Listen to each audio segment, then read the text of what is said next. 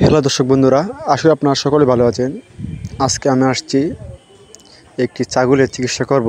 ছাগলটি হলো ছানি পড়া রোগ হয়েছে, অর্থাৎ ছাগলটির চোখ সাদা হয়ে গেছে, এক চোখ। মূলত আপনাদেরকে এখন জানাবো, আপনাদেরকে আমি ছাগলটিকে চিকিৎসা দেব, যাতে আপনারা আপনাদের খামারের এই সমস্যাটা হলে আপনারা এভাবে চিকিৎসা করবেন, তাহলে ভালো হবে। মূলত যেহেতু এটা ছানি পড়া রোগ, তাই আমি এটিকে প্রথমে অটোথেরাপি অর্থাৎ গাড়ের থেকে রক্ত নিয়ে মাংস দিচ্ছি এবং চোখে দিয়েছি। তারপর একটি ড্রপ দিয়েছি কেমিস্ট সিলভার নাইট্রেট, 2 ফুটা করে দিনে 2 বার দিতে হবে, তাহলেই ছাগলটি সুস্থ হয়ে যাবে। ধন্যবাদ সবাইকে, সবাই ভালো থাকবেন এবং ভিডিওটি ভালো লাগলে অবশ্যই লাইক কমেন্ট করবেন। যারা ভিডিওটি আমার ইউটিউব চ্যানেলে দেখছেন, নতুন হলে আপনারা সাবস্ক্রাইব করবেন।